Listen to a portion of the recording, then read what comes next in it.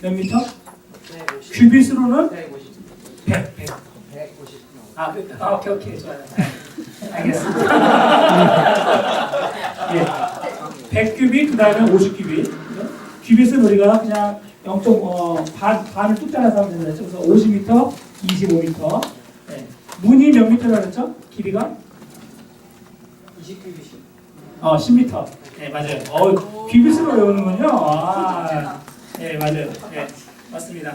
그리고 나머지가 몇 시대 나머지 25가 되려면 7.5. 예, 그 정도면 되고요. 그 다음에 높이가, 성막의 높이가, 이 울타리가 5큐빗이니까 2.5m. 그죠? 예. 이거 다 외우시네. 이 기둥이 몇 개라 했어요? 20개, 이쪽은 10개. 그죠, 이쪽은 10개. 예. 다 외우시는군요. 이 문이 하나가 있다는데 이 문은 어느 쪽 문? 북문. 동쪽 문. 네. 동쪽 문이고 이 문은 몇 가지 색으로? 세 가지. 네 가지. 네. 알겠습니다. 그리고 우리가 지난번에 번제단에 대해서 배웠어요. 번제단. 번제단 높이가 어떻게 돼요? 14.5m. 1.5m. 우와. 1.5m. 맞아요. 번제단은 그리고 그 좌우가 몇 점이죠? 2m. 맞아요? 네, 확실해요? 맞습니다. 나도 기억 못해 그거. 한번 봐주세요. 선생님 저를 못 믿으시는군요. 2m가 맞나? 기억이 안 났어. 한번 봐주실래요? 누가? 우리 사이 이거밖에 안 됐다. 높이고. 잠깐만요. 번제단이 좌우가 정사각형으로. 네, 그리고 옆에가 가로 세로 각각 2.3m네. 그러니까 2.5네, 2.5. 예. 가로 세로 2.5. 틀린 거예요, 그죠? 5기빗, 5기빗이야. 그죠? 5기빗, 5기빗. 네. 그리고 높이가 1.5니까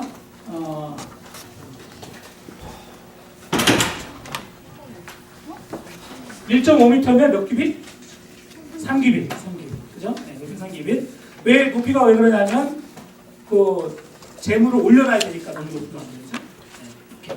자, 우리가 지금 이거를 지난번에 비해서 우리가 울타리를 배웠고요. 세마포로 된 울타리, 또 놋 기둥, 그리고 놋 받침, 그죠? 놋 받침은 뭐라 그랬어요? 우리의 신앙 고백, 그죠? 예수님 믿는 신앙 고백으로 놋 받침, 그다음 놋 기둥은 우리들 이긴 자들, 예수를 믿고 구원받은 자들, 그죠? 그리고 그 위에 은 덮개가 있고, 그리고 줄이 있다, 평안에 매는 줄이 있다, 그죠? 그리고 오늘 아마 말뚝이 오늘 나올 것 같고요. 그리고 안으로 들어가면 이 바깥은 이방인의 뜰, 그리고 안쪽에 이제 성막 뜰이 있다고 했고요. 그 다음에 재물은 북편과 남편에 재물을 올려놓는다고 그렇게 얘기를 했습니다. 그래서 지난번에 우리가 번제단까지 배웠고요. 번제단은 나무는 무슨 나무? 조각나무로 만들고 거기다가 놋을, 그죠? 놋을 입혀가지고 놨고요. 우리가 성경에서 놋은 십자가를 상징한다고 했고요. 그죠? 이제 이런 것들이 밖에 있으면 놋인데 안으로 들어가면 들어가서 금으로 다 바뀝니다. 네, 점점 금으로 다 바뀝니다. 이때까지는 놋이에요. 왜냐? 십자가의 은혜가 필요하기 때문에. 그죠? 근데 번제단을 지나고 나서 안으로 들어가면 놋이 아니라 이제 금으로 바뀝니다. 그리고 지성소로 들어가면 겉으로만 금이 아니라 안과 밖이 다 금으로 바뀝니다. 네, 그래서 좀 점점점 더 휘황찬란해지고요. 우리가 문에 대해서도 지난 시간에 배웠고요. 예, 그래서 이제 지금 성막을 하나하나 배워가고 있습니다. 오늘은 이제 우리가 나눠진 4강 네 번째 성막의 기구와 의미 2에 이게 빠르면 오늘 어쨌든 다는 못 나가요. 제가 볼 때 당연히 오늘 못 나가요. 다는 다 못 끝내고요. 다음 주에 5강이 또 하나 있어요. 거기까지 하면 이 성막은 끝납니다. 예, 성막 끝나면 이제 레위기를 들어갑니다. 자, 오늘은 이제 그러니까 지금 성막을 우리가 출애굽기 마지막 부분을 우리가 하는 중이죠. 출애굽기 마지막 부분들. 출애굽기 19장 이후에 예수님께서 하나님께서 알려주신 대로 그 식양과 방법대로 재료를 다 얘기해 주셔서 그거를 모세가 그대로 설계도를 만들어 가지고 이제 오일려합과 그 사람들에게 줘가지고 그 사람들이 그걸 만들어내는 그런 장면이고요. 그래서 이제 다 만들어내면 하나님의 영광이 충만한 걸로 이제 출애굽기가 끝납니다. 그리고 이제 레위기를 딱 들어가면 그 출애굽기에서 하나님이 만나주시는 장면으로 시작됩니다. 자, 어쨌든 오늘은 아직은 이제 성막인데요. 번제단을 지나서 이 번제단을 딱 지나자마자 그 다음에 만나게 되는 게 뭐냐면 여기도 보면 이렇게 있는데 이게 뭐죠? 이게 물두멍이라는 거예요. 예. 두멍이라는 건 우리말인데요. 순수 우리말인데 이렇게 대야라는 뜻이에요. 그러니까 쉽게 말하면 그냥 물 손 닦는 데 아주 큰 그런 곳인데 거기 항상 우리가 성경 말씀을 읽고 가는 게 좋습니다. 그래서 여러분 기억할 수 있도록 자 출애굽기 30장 17로 21절 이 말씀을 그럼 우리 현민이가 한번 빨리 한번 읽으실래요? 네. 저기 없으면 뒤에 있죠? 3번 있죠? 네. 교재 없는 분? 4번 교사인가? 4강 교재. 4강 교재. 준원이 한번 주시고 자 읽으세요. 여호와께서 모세에게 말씀하여 이르시되 너는 물두멍을 노수로 만들고 그 받침도 노수로 만들어 씻기라 하되 그것을 회막과 제단 사이에 두고 그 속에 물을 담으라.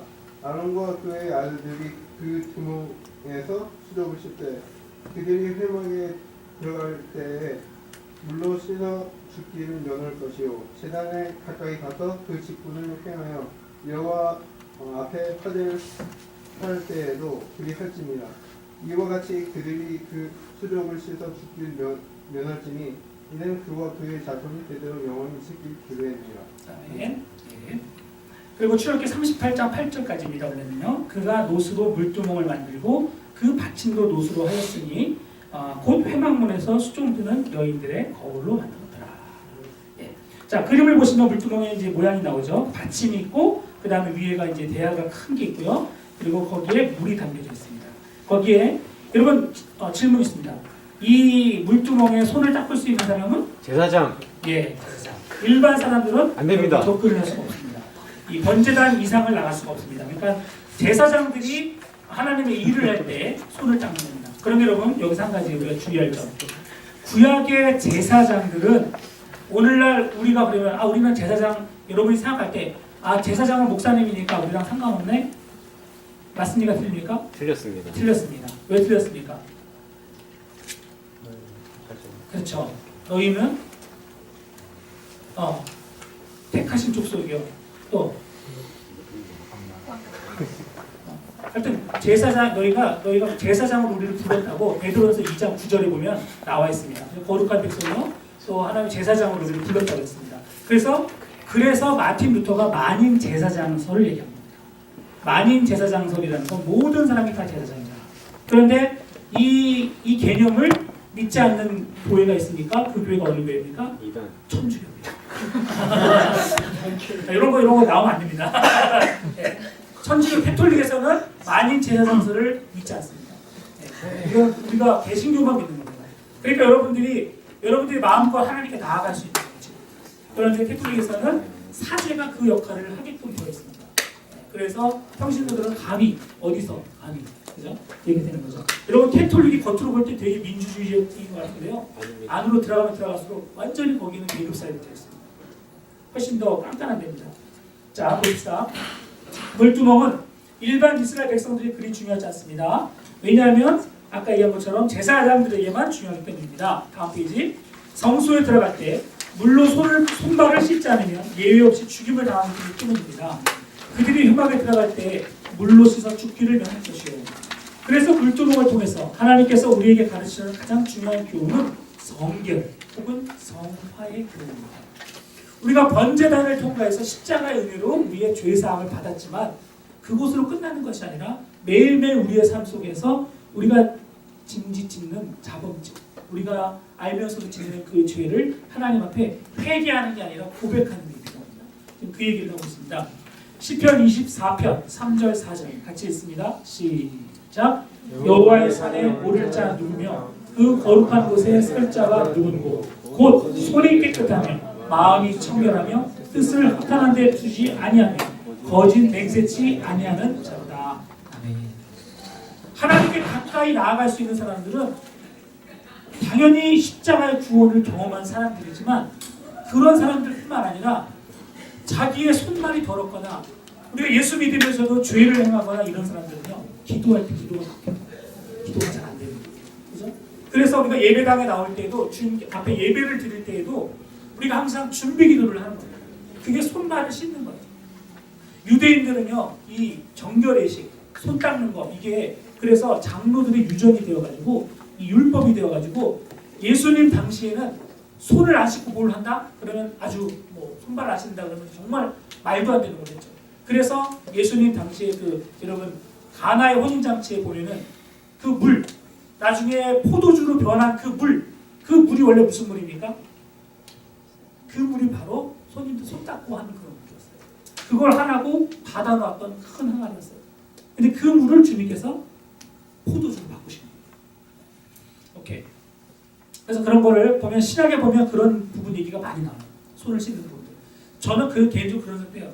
지금 이렇게 이 서구 서양 사회에 이렇게 손을 음식 먹기 전에 씻게 하는 이런 거 물론 되게 깨끗하고 좋아요. 근데 이런 게 어디서 왔을까? 이런 생각이 어디서 왔을까? 저는 이게 유태인들의 어떤 그 기독교, 유태와 기독교의 어떤 영향이 있지 않을까 이런 생각을 해봅니다. 네. 이 후진국으로 갈수록 안 닦아요. 그런 거 없습니다. 그런 개념이 없어요. 별로 뭐 그거에 대해서 개의치 않아요. 근데 기독교가 있었던 나라들은 손을 씻게 되어 있습니다. 왜요? 자, 물두멍의 개요. 물두멍은 순수한 우리말로 물을 담아놓는 큰 통을 말합니다. 그 냄비 대야라는 거고요. 둥글담 이런 뜻이 갖고 있고요. 그 다음에 이 성막의 놋대야와 성전의 놋대야를 가리킵니다. 이 놋대야는 성막에서는 입구와 제단과의 중간에 놓여 있고 솔로몬 성전에서는 10개의 놋대야가 있었습니다. 왜냐하면 이 성막은요. 옛날 이 성막 때에는 이게 이동하는 거였기 때문에 제사를 많이 드릴 수가 없었습니다. 성대하게 드릴 수 없었어요. 그러나 솔로몬 시대 때에는 성전도 거대하고 또 제사를 거기서 엄청 많이 드리기 때문에 그래서 이 대야가 많이 필요했던 거예요. 제물을 씻고 또 수많은 제사장들이 제사를 계속 드리기 때문에 손 씻는 게 뭐 요만한 것 같고 되지도 않아요. 그러니까 롯대야가 많았다는 거죠. 그 다음에 물두멍의 재료와 크기. 그런데 재미있는 것은요. 이런 거 여러분 기억하게 됩니다. 성경은 성전의 기구 중에 유일하게 물두멍의 크기나 모양에 대해서는 전혀 언급하지 않고 있습니다. 다른 거는 치수까지 다 얘기하고요. 어떤 모양으로 만들어라. 정방향이냐 아니면 뭐 어떤 모양이냐 했는데 이 물두멍만은 크기도 또 모양도 얘기하지 않았습니다. 그리고 어떻게 움직였는지에 대해서도 언급이 없습니다. 예. 자, 그런데 정말 흥미로운 건 뭐냐면 이 물두멍을 만들 때 그 받침이 여인들이 쓰던 거울로 만들어졌다는 것입니다. 여인들이 성전 그 성막에서 그 수종 들던 여인이, 그러니까 하나님의 일을 하던 여인들이 자기가 그 당시에 갖고 있었던 놋거울을 하나님께 바쳤다는 것입니다. 거기 밑에 보면 이렇게 써 있죠. 당시 놋거울은 여인들에게 매우 중요한 도구입니다. 그러나 자신들의 육체를 아름답게 하는 것보다 하나님의 일을 더 중요하게 생각했으므로 기쁜 마음으로 헌물하였을 것입니다. 유리 거울이 채 발견되기 전인 고대 사회에서 놋거울을 사용했습니다. 우리나라도 옛날에 여러분 거울이 유리가 나오기 전에 놋을 썼습니다. 그래서 그걸 닦아가지고 깨끗이 하면 반들반들해서 여러분 아이폰 뒤로 가서 보면 보이잖아요. 이빨 이렇게 밥 먹고 나서 아이폰 뒤로 하면 이제 뭐 있단 말이죠. 그 사과 있고 딱 보면 딱 그 하얀 부분, 투명한 부분으로 그거랑 똑같은 원리죠. 그런데 이제 그게 여인들이 자기들이 쓰던 그 귀한 거울을 그 당시에 되게 값비싸고 그런 건데 그걸 가지고 이렇게 썼다는 거죠. 무엇을 얘기하겠습니까? 참 자기의 미, 아름다움을 가꾸는 것보다 하나님께 헌신하고 드리는 것이 더 귀했다는 겁니다. 요즘 말로 하면 어떻게 될까요? 우리 여인들이 자기의 화장품, 비싼 화장품 브랜드를 퀄리티를 낮춰서 그 돈으로 하나님께 헌금했다. 이렇게 할 수도 있겠죠. 어떻든 간에 아주 되게 귀한 일이고요. 여성들의 미를 가꾸는데 필수적인 거울의 진가를 생각해 볼 때 여성들에게 만약 거울이 없다면 얼마나 불편했을까를 상상할 수 있습니다. 우리는 이런 부분들을 본받아야 되겠죠. 거기 밑에 보면 이렇게 썼습니다. 이것은 자기 자신을 부인하는 신앙인의 참모습입니다. 여기서 우리는 오늘날 나는 어떤가 생각해 봐야 합니다. 나는 과연 나의 육신을 돌보는 일보다 더 하나님의 일을 중요시하지 않는지 생각해 봐야 될 것입니다. 썩어질 육체의 아름다움을 위하여 쓰이던 놋거울이 하나님 앞에 나아가는 제사장들의 수족을 깨끗게 하는 꼭 필요한 성구로 하나님을 위하여 사용되었던 것입니다. 여러분 옛날에는 여러분들 지금 앉고 있는 이런 의자 있잖아요. 교회에서 쓰는 물건들이요. 이런 거를 성구라고 했습니다. 성구, 성물. 그래서 되게 귀중하게 생각하고 청소하고 깨끗이 닦고 다 그랬습니다. 그런데 요즘에는 그런 개념이 없습니다. 점점 없어지고 있습니다. 저기 미국 서부로 가면 동부도 그렇다는 것 같은데 거기 가면 특히 이제 스페니시 하시는 분들 많이 있잖아요. 그분들이 이제 되게 인건비가 싸니까 뭐 밥 먹을 때도 뭐 할 때도 보면 그분들이 다 의자 정리하고 뭐 그분들이 설거지하고 굳은 일은 다 그분들입니다.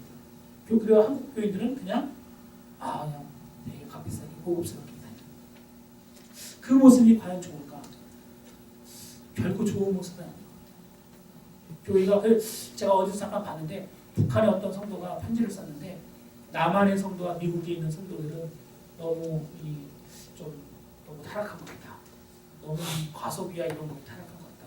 그런 편지를 쓴 거를 제가 뉴스를 보았는데 정말 우리가 이렇게 하나님의 것들을 아끼고 소중히 여기고 정말 헌신하고 이런 마음들이 많이 없어졌습니다.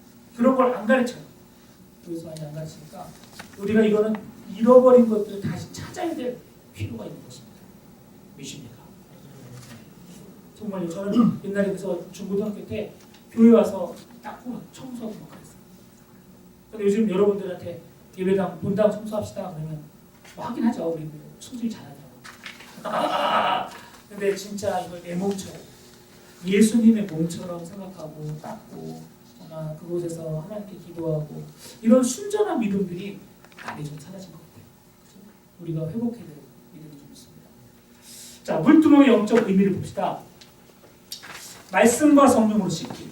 18절 하반절에 보면 그 속에 물을 담으라고 했습니다. 물두멍. 그러니까 그 물두멍의 내용물은 물이죠.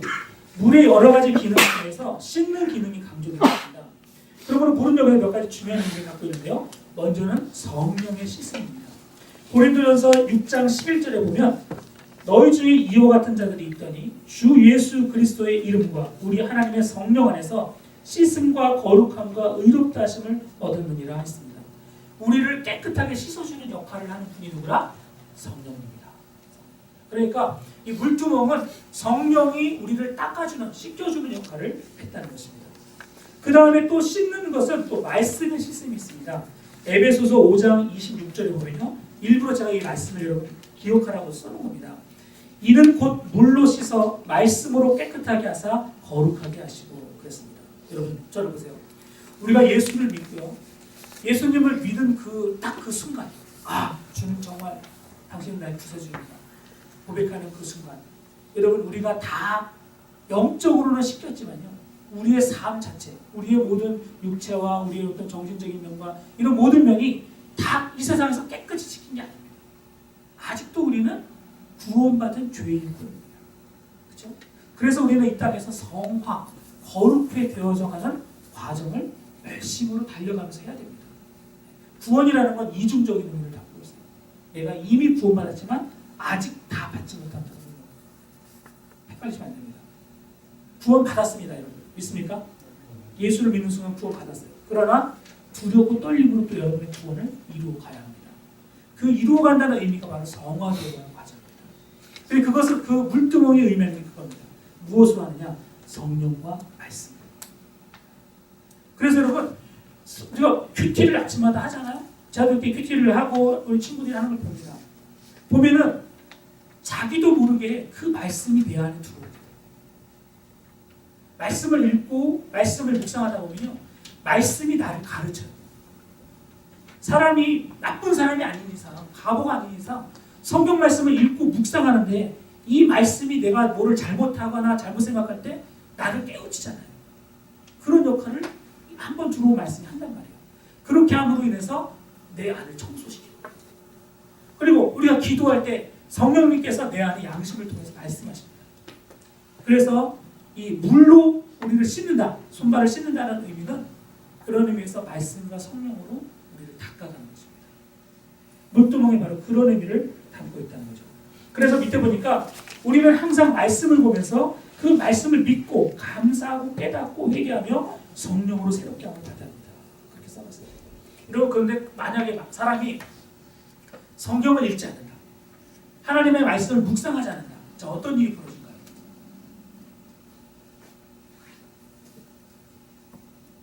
말씀을 묵상하지 않으면요, 딱 뭐를 알 수 있냐면 필리핀이나 이런 나라들, 저 남미나 이런 데 가보세요. 그런데 가면 어떤 게 많지 아세요? 교회 안에 온갖 잡신들이 다 들어가 있어요. 온갖 우상들이 막 다 들어가 있어요. 마치 그 성전 안의 모습을 보면 그들의 영혼의 상태를 알 수가 있어요. 이렇게 얘기하면 박형아가 안 되지만 로마 캐톨릭 보세요. 별별게 다 있어요. 제가 오늘도 어떻게 우연히 보다가 보니까 로마 캐톨릭에는요, 그 십자가의 상징이 되게 다양해요.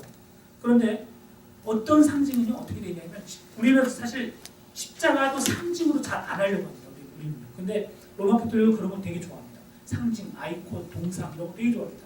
왜? 그런 게 뭔가 손에 만져져야지 자기가 믿음을 가질 수 있다고 생각합니다. 그래서 뭐 이게 묵주 같은 것도 하고 막 그러는 거거든요. 근데 어떤 십자가는요, 로마 캐톨릭 십자가는 십자가가 있고 거기에 뭐가 있냐면 M자가 있어요. M자와 십자가가 있어요. 자, 십자가는 여러분이 아시는 건데 M자는 뭘까요? M. 맥도날드? 뭘까요? 어? M이? 마리아의 박자. 그들은 예수님 한 분으로 만족 못해요. 그래서 마리아를 M자를 넣어요. 십자가에. 그러니까 온갖 잡신을 다 갖다 놓는 거예요. 깨끗하지 않아요. 영이 흐린 거예요.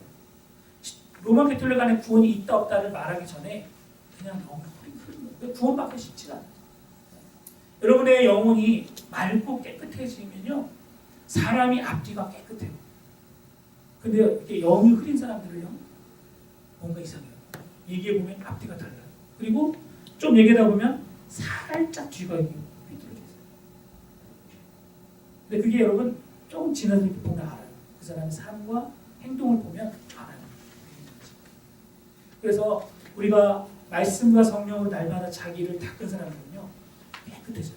그냥 투명해요. 맑게 보여요. 그래서 그런 사람들이 하나님을 경험해요. 물두멍에서 씻음의 기능. 물두멍은 예배와 봉사에 종사하는 제사장들의 몸을 씻는 곳입니다. 구약에서 씻는다는 말은 두 가지로 있는데요. 하나는 담회전, 한 번 씻는, 전신을 다 씻는다는 말. 우리가 씻는다고 할 때 그렇게 말하겠죠. 이거는 1년에 한 번 있는 속죄의 날로, 속죄에 갈 때 이제 전신을 다 씻는 것을 얘기합니다. 제사장이 그 취임할 때도 그랬습니다. 그런데 그래서 이 1년에 한 번 있는 그 속죄에 씻는, 전신을 다 씻는, 온몸을 다 씻는 것은 마치 우리가 구원받는 체험과 같은 것입니다. 그러나 구약에 씻는다는 단어가 두 번째 의미가 있는데, 그건 뭐냐 하면 출애굽기 30장 19절에 아까 얘기한 것처럼 아론과 그 아들들이 그 두멍에서 수족을 씻되라는 그 씻는다는 말입니다. 이 말은 한 번만 씻고 마는 것이 아니라 되풀이해서 계속 씻는 것을 말합니다. 무슨 얘기인지 아시겠죠? 하나는 목욕을 하는 거고요, 하나는 손발을 계속 씻는 거예요. 목욕은 한 번으로 족한데 손발은 계속해서 거듭거듭 더러워질 때마다 닦는다는 거죠. 그래서 예수님이 베드로에게 뭐라고 말합니까? 이미 목욕한 자는 발밖에 씻을 필요가 없느니라. 온몸이 깨끗하니라. 너희가 깨끗하나 다는 아니니라 하시니 하면서 예수님이 말씀하셨습니다. 여기서 다는 아니라는 말은 누구를 얘기하는 겁니까? 가룟니다. 제자들을 예수님이 발을 씻겨주시라고 할 때 베드로가 아 주님 그러면 나 목욕시켜 주십시오. 다 씻겨주십시오. 아니라 너희가 이미 다 구원받았기 때문에 그럴 필요 없다. 그러나 다는 아니다. 그래서 요한복음에 보면 가룟유다가 그렇다는 얘기가 나옵니다. 그럼 물두멍의 위치를 봅시다. 그거는 회막과 단 사이에 두라고 했습니다. 이 단이라는 건 여기서 뭘까요? 이거는 번제단을 얘기하는 거죠. 회막은 그 성소를 얘기하는 겁니다. 자, 이런 성경을 읽으면서 이 말들 잘 해보세요. 요 단과 요거 사이라는 거예요. 아시겠죠? 그 사이에다가 물두멍을 두라고 하는 겁니다. 네. 그리고 자, 성막들 밖이 아닙니다. 성막들 밖. 네. 이 여기라든지 여기가 아니라는 겁니다. 십자가의 구원을 받고 나서야 들어가야 되기 때문에 이 사이에 두라고 하는 거죠. 물두멍의 위치가, 그래서 우리가 아까 얘기한 것처럼 이미 속죄함을 받은 사람만이 물두멍에서 손을 씻을 수 있습니다. 것이다 하는 것을 얘기하는 거고요. 그 다음에 4페이지 밑에 물두멍의 크기가 주는 의미. 그러면 왜 물두멍은 왜 다른 것과 달리 크기에 대해서 성경이 얘기하지 않을까? 이것을 사람들이 생각하면서 왜 도대체 하나님이 다른 건 다 크기를 얘기했는데 물두멍 얘기를 하지 않으셨을까? 왜 그럴까요? 왜 그럴까요? 거기에는 여러 가지가 있는데 이제 사람들이 생각하기를 어떻게 생각하냐면 이렇게 생각합니다. 사람 하나 짓는 죄가 다 크기 같으니까. 그리고 또 그 얘기를 지금 하고 있는 거고요. 또한 크기가 제한을 시켜놓지 않은 것은 우리를 씻겨주시는 주님의 사랑이 은총이 무한리필이다 하는 것을 상징하는 게 아닙니다. 이렇게 보는 겁니다. 예. 왜냐하면 그 베드로가 예수님한테 뭐라고 얘기합니까? 주님, 그러면 제가 7번 용서할까요? 그 당시에 그 랍비들이요 3번 용서해요. 3번. 원래는 눈에는 눈, 이에는 이, 용서가 없어요. 원래는 이 구약 율법에는요, 네가 내 눈을 때렸다, 그럼 나도 너 눈을 때리는 거예요. 그게 율법이에요. 눈에는 눈, 이에는 이. 그런데 랍비들이 야야 그러지 말고 용서해줘라. 딱 3번만 잡고. 그리고 안 되면 후도 갈려. 이제 이게 이제 법이란 거죠. 그게 통용되는 거니까 베드로가 이제 예수님한테 내가 그래도 예수님의 제자인데 랍비들처럼 3번이 아니니까 오케이 예수님 제가 7번 용서할까요? 7번. 되게 자신감 있게 딱 얘기를 하죠. 예수님이 뭐라고 합니까? 7번씩 70번이나. 그렇죠. 예. 그렇죠. 그러면서 7번뿐 아니라 70번씩 7번. 70번씩 7번이라도 그렇게 해라 하면서 우리 주님이 무한 리필의 용서를 하라고 그렇게 말씀하셨습니다. 그러니까 그 크기가 정해지지 않았다는 것은 일부러 우리를 향한 주님의 용서가 끝이 없다. 만약에 내가 예수 믿고 나서 너 예수 믿었지? 근데 온몸을 다 씻었는데 너한테 딱 3번만 줄게. 너 3번 이상 너 똑같은 죄를 지면 너는 너 이제 지옥 가는 거야. 그렇다고 하면은 예수 믿고 나서도 우리가 매일매일 죄를 짓잖아요. 어떤 사람은 예수 믿고 나서 바로 죽는 사람도 있고 어떤 사람은 예수 믿고 나서 뭐 50년, 60년, 70년을 사는 사람도 있는데 그런 사람도 매일매일 살면서 죄를 짓는단 말이에요. 또 어떻게 해요? 다 매일매일 또 손을 씻어야지. 그래서 거기에는 크기의 한계가 없다 하는 것을 얘기하는 것입니다. 네. 밑에 보면 그러면 물두멍을 통해서 우리에게 가르치시는 가장 중요한 교훈은 무엇일까요? 그것은 예수 그리스도를 영접하여 주로 고백하는 우리 성도들이 거룩한 하나님 나라에 이르기까지 성화의 과정을 뜻합니다. 매일매일 주님 말씀과 성령으로 손을 닦는 것. 성화라는 말은 점진적으로 거룩한 모습으로 변화되어 가는 것. 특별히 아까 제가 얘기했죠. 그것을 닦은 사람들이 그 만든 사람들이 여인들의 그 노릇거리다. 헌신하면서 자신의 삶을 하나님께 드리면서 손발을 씻고 나아가는 삶. 그게 바로 물두멍의 교훈이라는 것입니다. 시편 119편 9절 우리 이 말씀 같이 한번 읽어보겠습니다. 시작. 청년이 무엇으로 그의 의식을 깨끗하게 하리까 주의 말씀만 지키를 따릅니다. 그 밑에 같이 두 개 계속 읽게요. 시작. 내가 전심으로 주를 찾았사오니 주의 계명에서 떠나지 말라 하소서. 내가 주께 범죄하지 아니하려 하여 주의 말씀을 내 마음에 두었나이다. 저희를 진리로 거룩하게 하옵소서. 아버지의 말씀은 진리입니다. 아멘. 이 시편 119편은요. 그 편은 시편에서 가장 긴 편이잖아요. 그런데 성경에서 가장 긴 장이에요. 시편 119편이. 그런데 거기 보면 이 주님의 말씀, 주의 계명에 대해서 이 시를 쓴 사람이 얼마나 그 말씀을 사랑하는지 너무너무 말씀을 사랑해서 그 표현들이 아주 많이 나옵니다. 그런데 특별히 그가 얘기합니다. 청년이 무엇으로 자기를 깨끗하게 할 것인가? 바로 주님의 말씀을 깨끗하게 한다. 우리가 하나님의 말씀을 매일매일 묵상하고 읽고 이렇게 리핏하는 이유가 그것이 성경 암송을 하려고 하는 것이 아니라 그 말씀들을 우리가 계속 내 삶 속에 두고 우리가 깨끗한 삶을 가려고 하는 것입니다. 네. 그러면 왜 성도들의 삶에서 이런 거룩함이 중요할까요? 네. 여러분 제가 이 레위기 공부를 특별히 이 청년들과 함께 하려고 했던 이유가 있습니다. 우리는 이제 어떤 사람들은 그렇게 말합니다. 지금 시대, 이 시대는 어떤 시대냐?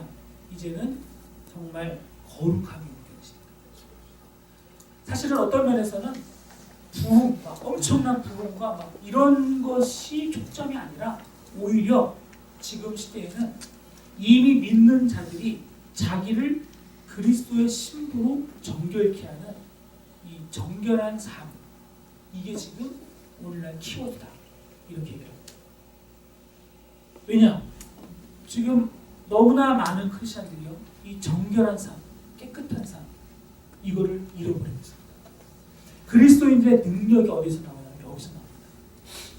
그리스도인들이 하나님 앞에 사람들 앞에서나 하나님 앞에서 올바르지 못할 때 능력을 상실합니다. 마치 누구와 같습니까? 사울. 삼손이 거룩함을 잃었을 때 자기의 능력을 잃어버리죠. 삼손의 모습은요 마치 마지막 시대의 교회의 모습하고 비슷해요. 하나님께서 정말 크게 쓰시고 막 그랬는데 계속 죄를 하다가 결국에는 모든 문제를 다 붙들려가지고 마지막에 한 번 하긴 했지만 그러나 그의 인생 자체는 참 불쌍한 그런 모습이죠. 사탄에게 조롱받는 그런 모습. 여러분 지금 오늘날 교회가 그런 모습을 담고 있어요. 그래서 지금 이 시대의 키워드는 정결. 그리스도의 신부로 정결. 여러분 그 네이버 같은 데 있잖아요. 네이버 같은 데 딱 들어가면요. 네이버 혹시 들어가보세요? 네이버? 한국 뉴스를 저는 네이버로 보는데 네이버 이제 신문들이 쫙 이렇게 간단 말이에요. 야 진짜 한국 뉴스는 장난 아니에요. 장난 아니에요. 진짜. 여러분 보신 적 있어요? 그 신문이 쫙 하는데요. 이거는 거의 도색 잡지에 가까워요. 정말로. 뭐 중요한 뉴스들은 몇 개 빼놓고요. 중요한 뉴스라는 것들도 다 사람들 자극하는 뉴스예요. 거의 문구도 그렇게 써놔요. 다 자극적인. 그런데 이 각자 신문들이 자기 판매 수를 높이기 위해서 일부러 그런 것들을 많이 심어. 사진도 그렇고. 요즘 뭐 많이 난 잘 모르는데 클라라? 걔 이름이 많이 올라가 있어요. 아주 한국 잡지들이요. 한국이 메이저 뉴스들인데 그렇게 사람들 그러니까 정말 문제가 많아요. 많은 크리스찬들이 여기서 벗어나지 못합니다. 그런 의미에서 우리가 정말 하나님의 능력을 나타내려면요. 우리가 지금 금요일마다 다니엘 우리 지금 여러분 말씀 듣고 있잖아요. 정말 그런 정도의 훈련이 되지 있지 않으면 마지막 시대에 우리가 하나님의 백성으로 정말 군대로 제대로 싸우는 거예요. 많이 여러분 서로 좀 권면하고 서로 좀 많이 이렇게 가르쳐주고 그러면 좋을 것 같아요. 왜 거룩함이 중요하냐? 첫 번째는 하나님 앞에 담대하게 나아가는 거죠. 더러움과 불결함을 가지고 있으면 하나님께 가까이 갈 수 없다. 사람들이 왜 기도를 못합니까? 부끄러워서 못합니다. 자기가 삶이 염치가 없으니까 못합니다. 하나님 앞에 간절하게 나가지 못하는 이유가 그래서 두 번째, 우리가 거룩함이 왜 중요한가? 삶을 능력 있게 하기 위해서입니다. 성결은 그리스도인의 삶을 능력 있게 만듭니다. 우리가 뭐 선교를 가서 선교 가고 이럴 때요, 하나님의 능력이 나타나요. 우리가 진짜 깨끗한 모습으로 나가요. 마치 그 번제단에 드려지는 어린 양처럼 우리가 가는 그 선교지에 가서 우리가 어린 양이 되어서 바쳐지는 삶을 살아요. 그게 여러분 무슨 얘기인지 잘 생각해 보세요. 번제단에 우리를 바치는 삶.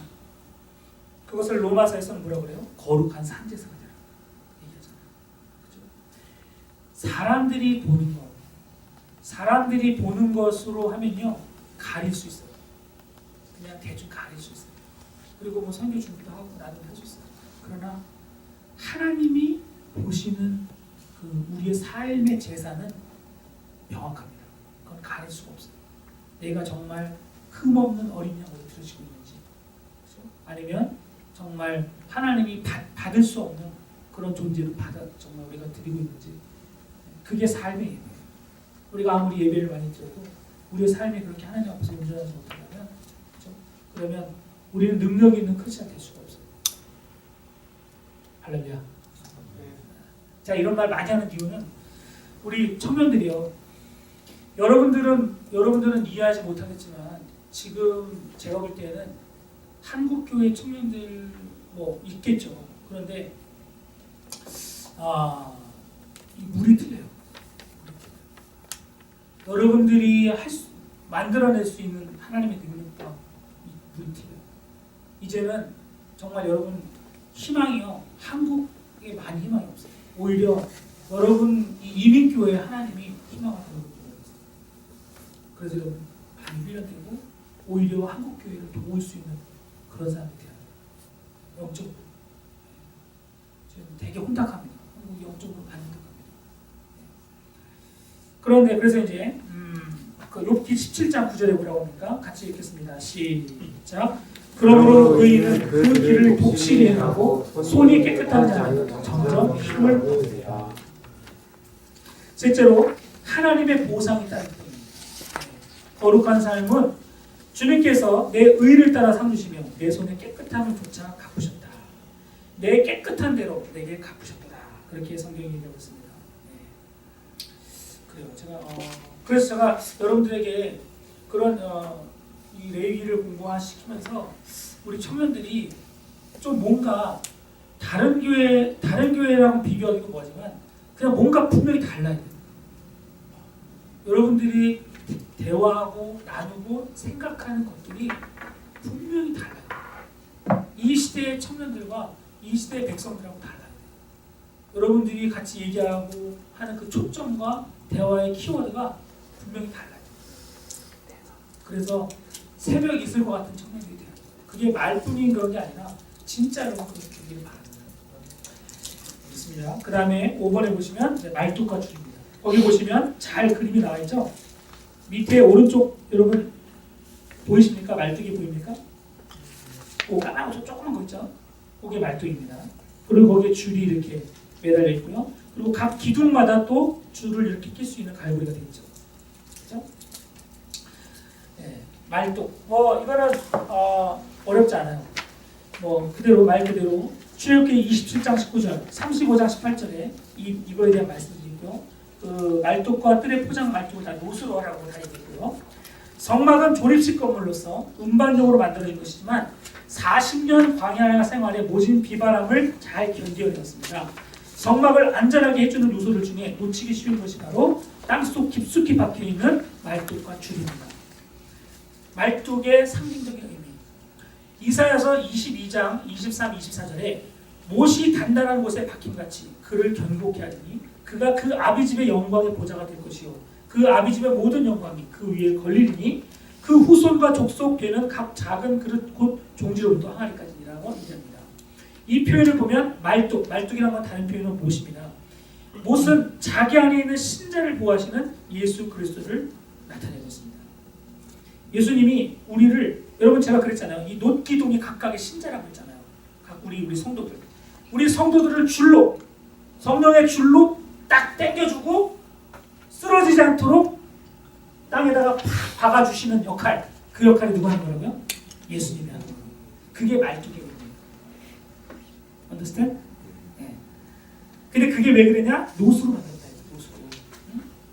그러면서 웃어. 그래요.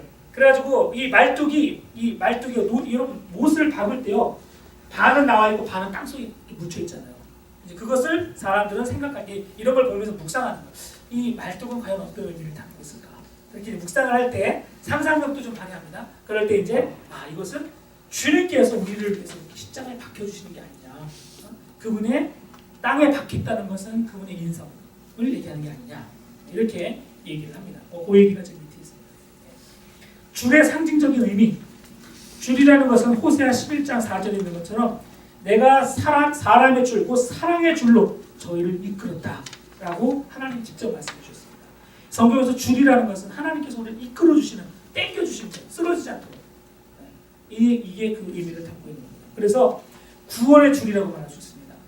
기둥은 구원받은 성도라면 줄은 그 구원받은 성도를 잡아주는 주님은 사랑의 줄입니다. 오케이. 특히 교회는 사랑의 줄과 같은 역할을 해주는 성도가 있다면 이 교회는 건강한 교회가 될 것입니다. 각각의 성도들을 이 사랑의 줄로 딱 당겨주는 그 역할을 하는 사람들이 있다면 교회가 아주 건강해질 것이다. 여러분, 우리가 성막을 공부한다고 하니까 성막에 뭐 그런 것만 공부하는 게 아니에요. 이것을 통해서 우리가 이거를 묵상하면서 이 안에 담겨있는 의미들을 우리가 생각하는 게 중요합니다. 여러분, 교회 안에도요, 여러분들은 한 사람 한 사람 다 기둥입니다. 어떤 기둥은 제 역할을 못하고 쓰러져 있는 기둥도 있어요. 어떤 기둥은 헐렁헐렁 하는 기둥도 있고, 어떤 기둥은 반듯하게 서 있는 기둥도 있어요. 그것들을 아주 팽팽하게 잡아주는 역할을 하는 사람이 필요합니다. 믿습니까? 네. 우리 그런 의미에서 셀장님들이 아마 그 역할을 하는 거죠. 기둥들이 이렇게 있는데 그것을 셀장님이 쫙 잡아주는 거예요. 끈끈하면 예수님의 사랑의 줄로 꽉 잡고 흔들거리지 않고 그 광야의 바람과 그죠? 그런 것에서 성도들이 넘어지지 않도록 그 줄로 잡아주는 역할. 이게 뭐 셀장만 하는 건 아니지만 부살장까지. 사실 우리 모두가 해야 될 일입니다. 우리 모두가 해야 될 일인데 여러분, 제가 이제 우리가 시스템을 보자면 목사님이 이 양팀이나 셀장들을 잡고 움직이지 마라, 꽉 잡아라. 그리고 이제 우리 셀장님들이 여러분들을 또 꽉 잡아주고 그러다 보면 어떤 사람들은 그 기둥 줄에 자기 스스로 줄을 끊고 나가는 사람도 있어요. 왜 그럴까요? 어떤 사람들은 그 줄에 또 꽉꽉 매여가지고 이렇게 꼬여가지고 그냥 꼬여가지고 성질 부리고 막 이런 사람도 있을 겁니다. 네? 교회 안에 보면 다양한 사람이 있습니다. 네. 이게 현실이에요. 네. 그런데 정말 이렇게 꽉 잡아주고 흔들리지 않도록 해주는 역할. 근데 여러분, 여기서 중요한 포인트 하나 뭡니까? 우리가 줄에 묶여 있어야 된다. 믿습니까? 네. 이건 약간 부부기로 가고 있는데 괜찮아요. 우리가 그 줄에 묶여 있어야 합니다. 어리석은 자는요, 어떻게 하는 자냐? 성경이 무리에서 떨어져 나오는 사람. 어리석은 자들은요, 내가 나 그 줄 붙여, 나 그 줄 싫어, 나 왜 나를 자꾸 묶으려고 해? 난 혼자, 나는 저 뭐 킬리만자로의 표범이야 하면서 막 이렇게 오래 묶습니다. 오래 묶어. 결국은 바람 맞고 쓰러져. 우리 크리스천들은요, 서로 묶어줘요. 이게 진실이고 이게 현실입니다. 진실이라는 의미는 이게 하나님 우리에게 가르쳐 주셨다는 의미고요. 현실이라는 의미는 해보면 합니다. 여러분, 이 중에서 잘 나가는 사람은 누구라도 당장 교회를 나가보십시오. 여러분, 교회를 떨어져서 뭐 어디 이슬람 지역에 출장 갈 일이 생겨서 가보세요. 어떻게 된지 아십니까? 한 달 지나고 두 달 지나고 처음에는 막 페이스북 하면서 여기 기도도 못해, 예배도 못 드려, 찬송도 못해, 기도해 줘 하다가 시간이 점점 흘러가면요, 나중에 이동을 해요. 원래 크리스천들은요, 불씨가 흩어져요. 희한해요. 여기서 아무리 뛰어난 사람이요, 영락교회 있을 때 대단해서 그 사람 했던 사람이요, 딱 한국에 가가지고 자기 좋은 공동체, 정말 자기를 꽉 잡아줄 수 있는 공동체를 떠나잖아요. 대부분이 제가 많이 봤습니다. 할렐루야. 예, 혼자 왔습니까? 네. 초등부에 많은 선생님들을 버리고. 그래요. 그래도 하여튼 잘 왔습니다. 비순한 용사. 예, 비순 용사를 위해서 박수 한번 합시다. 제가 들어와. 안녕하세요. 아이고, 들어와, 얼른 들어와. 내가 너무 좋아하는 백성입니다. 내가 어렸을 때 팬이었어. 얼른 들어와. 얼른 들어와. 왜 나가라고. 뭐야. 예. 자기는 왜 저런 거 없어? 글쎄요. 아이고. 우리 한솔이는 오늘, 저의 라면 박스 입고 나가겠다는 걸. 그래서 막 팔도 이렇게 구멍 뚫어주고 그래야 되네. 나중에 그냥 관둬라. 그냥 가서 먹으러 갔는데. 예. 그러니까 이거 진짜 진실입니다. 이게 정말 중요한 사실이죠. 우리가 우리 스스로를 하나님의 그 줄에 묶지 않으면 되게 어리석어요. 공동체에 들어간다는 건요, 묶인다는 거예요. 서로 묶는 거예요. 그게 자기를 지키는 거예요. 네. 좋습니다. 오케이. 예. 쉬었다 하시죠. 아니요 주실 필요 없습니다. 네. 거기 밑에 보면 그렇게 써있죠. 예수님에게 온전히 매어 있지 못한 자는 이 일을 할 수도 없고 그 능력도 없는 것입니다. 그래서 그 사람의 행위로 그를 알 수 있는 것입니다. 또한 줄은 팽팽히 긴장되어 있는 것입니다. 늘어져 있는 줄은 기둥을 지탱해 줄 수 없습니다. 여러분 우리 세장님이나 리더들이 힘들어서 힘이 빠지면 줄이 어떻게 됩니까? 늘어집니다. 늘어지면 이제 성도들이 막 바닥바닥 쓰러지는 거예요. 그래서 참 우리가 서로가 되게 좀 이렇게 서로 힘을 주고 북돋아주고 그런 것이 필요합니다. 이렇게 다음 페이지 한번 보겠습니다. 8페이지 보시면 구약시대의 성막. 이게 요즘 복사하기가 좋아가지고요. 그냥 막 사진 찍어 나옵니다. 옛날에는 사진을 찍었어요. 자, 우리가 조금 전까지는 6번 이제 성소를 들어갑니다. 성소, 6번 성소. 우리가 조금 전까지는 성막에 큰 그 성막 안에 이제 그 마당에 있는 것들, 그죠? 성막 뜰 안에 있는 것들을 우리가 다 다뤘습니다. 이제는 본격적으로 성소 안으로 들어갑니다. 성소 안으로 들어가는데 이 성소는 그러니까 여기를 보시면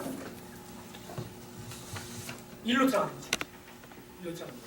여러분 지난번 왔을 때 동영상 보신 분들은 아시겠지만 여기 들어가면 이 안은 다 금으로 동봉이 되어 있습니다. 우와. 그래서 안에 들어가면 갑자기 반짝하는 거죠. 그래서 그 성막 안을 보시면요, 자 우리 여기 전체 성막의 길이는 몇이다 그랬는데 이거를 여러분 9페이지에 있는 걸로 한번 보세요. 9페이지에 있는 걸로 보시면은 20규빗, 10규빗 이렇게 돼 있죠. 그러니까 성소가 10m 그리고 지성소가 5m입니다. 이거 지금 요거 약간 계산 조금 달라서 그래요. 근데 이거 10m로 보시면 되고 지성소가 5m. 근데 그림이 조금 잘못된 것 같아요. 이 지성소는 이게 9로 돼 있네. 제가 알기로는 저는 정방향으로 알고 있는데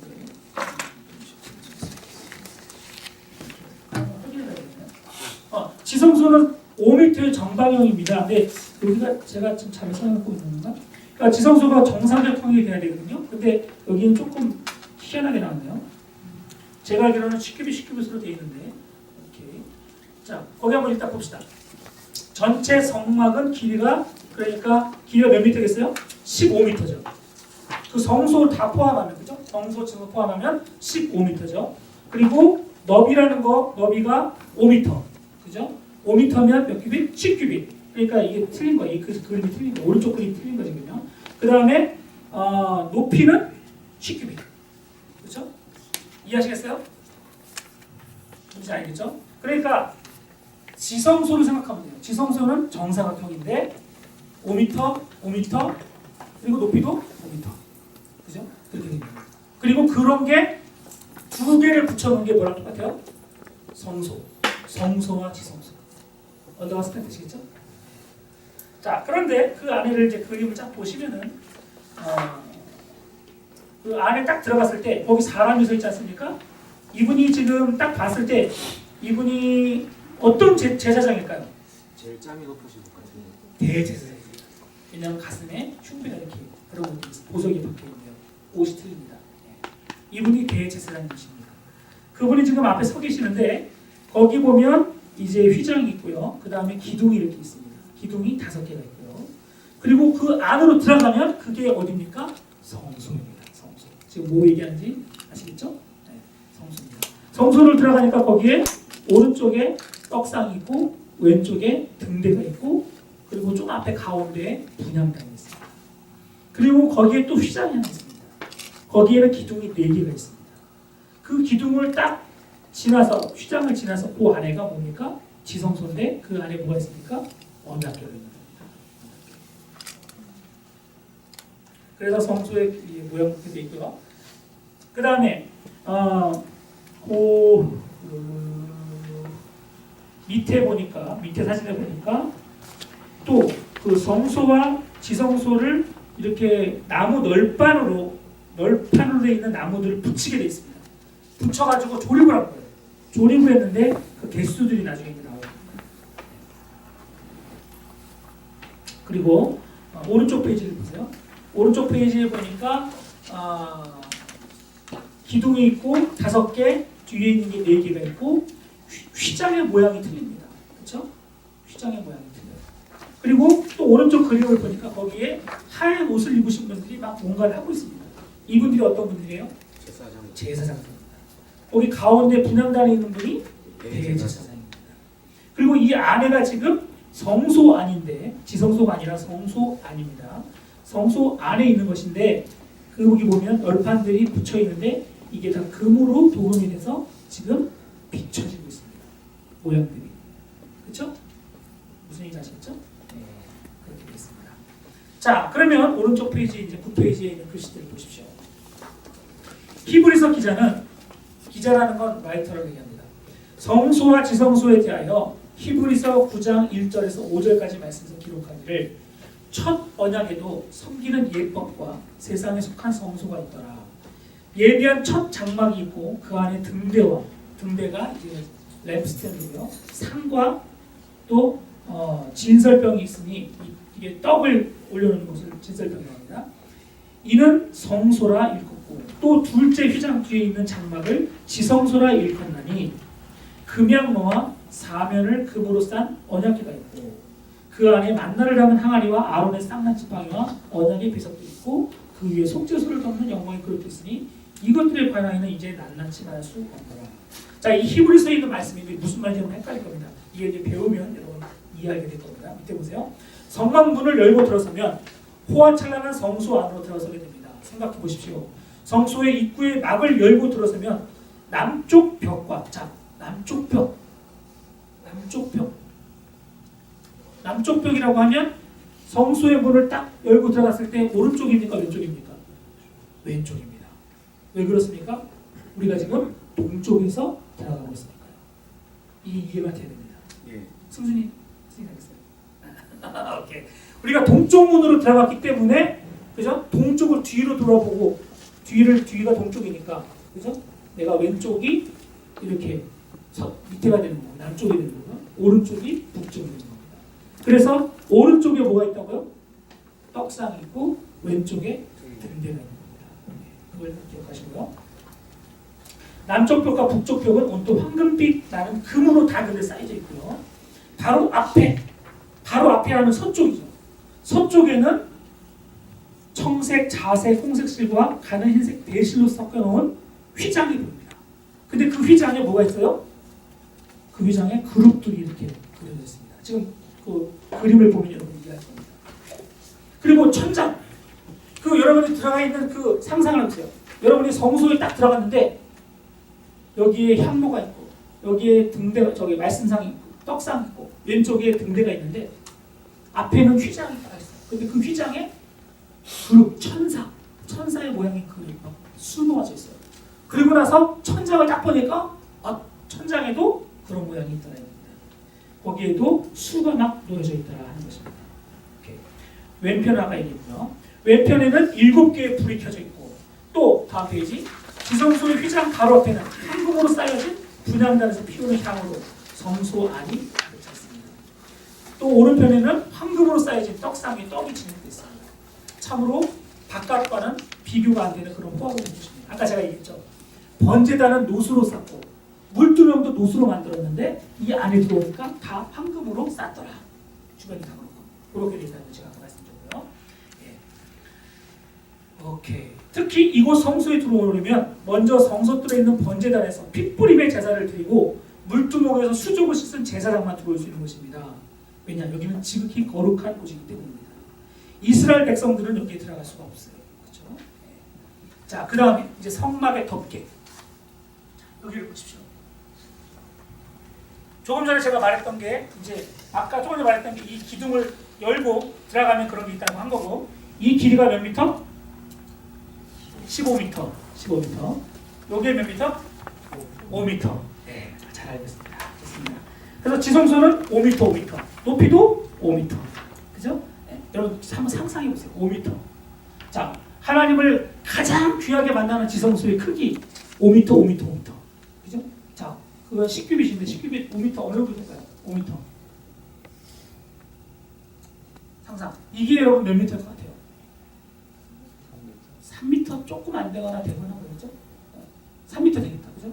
그럼 이거보다 더 높은 거예요, 그죠? 그게 성소의 높이예요, 그죠? 이게 만약에 한 2.5m가 좀 넘는다면 이게 성막 울타리 높이가 되겠죠. 이거보다 조금 안 되겠다, 그죠? 이렇게 높은 거예요. 그리고 성소는 그거의 2배 정도니까, 그죠? 그리고 또 뭐예요? 그리고 지성소가 5m가 저기서부터 한 어디 정도 될까? 한 요 정도 될까? 이렇게 되나? 이렇게 돼서 딱 요 안에 있는 거야. 요 안에가 딱 지성소예요. 거기 안에 이런 언약궤가 하나 딱 있는 거예요. 그렇게 상상을 하시면 돼요. 그리고 지금 우리가 공부하려는 건 7번. 7번은 이거. 제가 말씀드리지만 성막은 사막에서 계속 이동하는 곳입니다. 사람들이 한번 진이라는 게 뭐예요? 무슨 지파들이 이제 캠핑을 한단 말이에요. 사막에서 캠핑을 하면서 딱 멈추면은 이제 성막이 딱 어디에 멈춘단 말이에요. 그럼 그거부터 딱 성막을 쳐, 캠핑을 따다다다 쳐. 그래놓고 진들이 그곳을 따라서 동서남북으로 세 개 지파들이 다 또 자기 텐트를 친단 말이에요. 그죠? 그러니까 이거는 항상 갖고 다녀야 돼. 여러분 저기 캠핑할 때 보면 텐트 치고 걷고 얼마나 귀찮아. 힘들잖아, 그지? 그거. 그런데 이거를 이제 레위 사람들이나 이런 사람들이 맨날 하니까 자고 일어나면 맨날 하는 거니까 얼마나 쉽겠어. 그런데 이 뚜껑이 지금처럼 이런 뭐 플라스틱 뚜껑이나 아니면 뭐 무슨 그런 뚜껑이 없단 말이에요. 다 이런 천이야. 천으로 된 거야. 가죽이나 천. 우리가 지금 공부하려고 하는 건 이 성막을 이 성소와 지성소를 덮고 있는 성막 덮개에 대해서 공부하려고 하는 것입니다. 자 보세요. 출애굽기 26장 1절로 14절에 보면 그 덮개를 어떻게 만들려고 이제 나오는데요. 자 우리가 말씀을 반드시 읽어야 됩니다. 안 읽으면 소용이 없습니다. 우리 정기정제가 한번 빠르게 한번 후다닥 읽어주시죠. 너는 성막을 만들 때 단열기꾼 배실과 청색 자색은 흰색으로 그릇을 정교하게 휘면 12개의 휘장을 만들지니 내 폭의 길이는 28규빗 여기는 4규빗으로 각 폭의 경장을 같게 하고 그 휘장 5폭을 서로 연결하여 다른 5폭도 서로 연결하고 그 휘장을 이을 큰 끝폭가에 청색골을 만들며 이어질 다른 끝폭가에도 그와 같이 하고 휘장 끝폭가에 고 신개를 달며 다른 휘장 끝폭가에도 고 신개를 달고 그 고리를 서로 마주보게 하고 금 갈고리 신개를 만들고 그 갈고리로 휘장을 연결하게 한 성막을 이을지며 그 성막을 덮는 겉 휘장을 연두털로 만들되 11폭을 만들지며 각 폭의 길이는 30규빗 여기는 4규빗으로 11폭의 길이를 갖게 하고 그 휘장 5폭을 서로 연결하며 그 6폭을 서로 연결하고 그 6째 폭 결과는 성막 전면에 접어들이고 휘장을 이을 끝폭가에 5신개를 달며 다른 이을 끝폭가에도 5신개를 달고 그 갈고리 신개를 만들고 그 갈고리로 그 골을 꿰어 연결하여 한 막이 되게 하고 그 막 곧 휘장의 그 나머지 반폭을 성막 뒤에 들어뜨리고 막 곧 휘장의 뒤에 나누는 것은 이쪽에 한 규빗 저쪽에 한 규빗씩 성막 좌우 양쪽에 덮어들었습니다. 14절. 붉은 물 들인 신양의 가죽으로 막의 덮개를 만들고 페달의 가죽으로 그 윗덮개를 만들었습니다. 네, 이렇게만 보면 이게 무슨 말인지 도저히 이해가 안 가죠. 그러니까 얘기를 이런 거 못 읽는 건데요. 영어로 읽자면은요, 이 폭이라는 건 폭이 그냥 커튼이에요, 커튼이고 거기 보면은 여러분이 이해가 안 되는 것 중에서 뭐냐면 고가 뭐냐면 루프. 그러니까 커튼 고리. 그러니까 그렇게 쓰면 되는데 옛날 말로 써가지고 이제 어려운 거죠. 이렇게. 자 이게 무슨 얘기인지 한번 이제 하나씩 얘기해 볼게요. 쉽게 얘기하자면 성막을 덮는 것 덮개가 필요하잖아요. 근데 이 덮개가 모두 몇 개가 있냐면 4개가 있습니다. 4개. 덮개를 4개를 덮게 됩니다. 하나만 덮는 게 아니에요.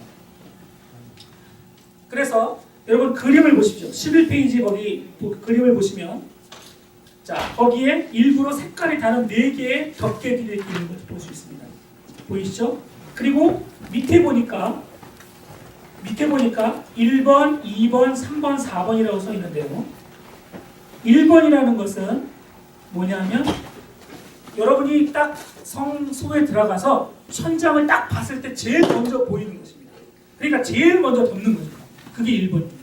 근데 거기에는 어떻게 돼 있어요? 4가지 색깔로 그룹을 수놓은 그런 커튼입니다. 그런 커튼으로 되어 있어요. 그러니까 이게 그러니까 그냥 일반 천인데 4가지 이런 천으로 해서 수를 놔가지고 놓은 그런 것들이 제일 먼저 덮여 있어요. 그러니까 여러분이 만약에 성소에 들어가면 여러분이 볼 수 있는 것은 이거밖에 없는 거예요. 그죠? 무슨 얘기 하겠죠? 그런데 밖에 있는 사람이 2번째 또 덮개를 덮습니다. 그 덮개가 뭡니까? 2번에 보니까 양털이나 염소털로 만든, 근데 이건 조금 더 큰 걸로 해서 만든 또 커튼입니다. 그리고 3번을 보니까 이게 잘 안 보이는데 3번이 거기 뭘로 만든 걸로 했죠? 양털 말고 3번 또 이제 여기 아까 염소털 나왔고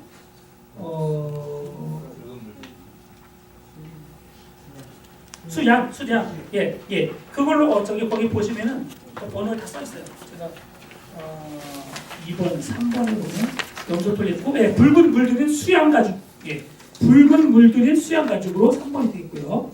4번이 해달 가죽으로 된 그런 마지막 덮개입니다. 그러니까 밖에서 볼 때에는 뭐만 보입니까? 4번이 보이는 거예요. 밖에서 볼 때는. 그렇죠? 해달 가죽으로 된 것으로 된 것이 보입니다. 자, 그러면 각각의 그 덮개들이 의미하는 게 뭐냐? 이것도 여러분 다 주님이 알려주신 거예요. 이것도 이런 걸로야 저런 걸로 다 알려주셨어요. 참 세심합니다. 그냥 뚜껑 비닐로 덮어. 그러면 될 텐데 그렇게 안 하시고 다 일일이 알려주셨어요. 1번을 보니까 이게 이제 지금 여기 제가 써놓은 1번은 밖에서 보는 1번입니다. 해달의 가죽으로 만든 덮개. 이 해달이라는 표현이 알고 보니까 돌고래예요. 돌고래 가죽입니다. 이 지중해에서 그 홍해나 지중해에서 살던 그 돌고래 같은 물고기예요. 그 물고기의 가죽을 맨 겉에 놓는 겁니다. 왜 그럴까요? 이유는 그렇죠. 비나 습기나 이런 것을 막아줍니다. 그렇죠? 그래서 가장 안전하게 딱 일단은 방수를 해주는 거죠. 튼튼하고 방수를 해주는 게 이 돌고래 해달 가죽에 만든 덮개입니다. 그리고 이것은 사실 그래서 성소를 밖에서 보면요 되게 볼품 없어요. 그냥 그런 가죽, 시커먼 가죽이니까 별로 볼품이 없어요. 자, 그 다음에 그래서 이것은 그리스도의 인성을 표시한다고 합니다. 볼품 항상 여러분 이제 성막을 공부하다 보면요 볼품 없다 그러면 그리스도의 인성입니다. 아시겠죠? 네. 뭔가 이거 좀 이거 별거 없다, 색깔이 좀 그렇다, 그러면 그리스도의 인성입니다. 예수님의 여기 이사야서 53장 2절에 있는 것처럼 흠모할 것 없고 그냥 천한 모습, 우리처럼 우리와 같이 정말 불쌍하게 오신 예수님의 모습, 그것이 겉으로 보면 보여진다는 거예요. 거기 이사야 53장 2절 3절 이걸 여러분 한번 길지만 우리 한번 이걸 반드시 읽어야 돼요. 그리고 이걸 생각하면서 겉에 드러난 성소의 겉모습을 보면서 이 말씀을 여러분 기억합니다. 같이 한번 우리 읽어볼게요. 시작.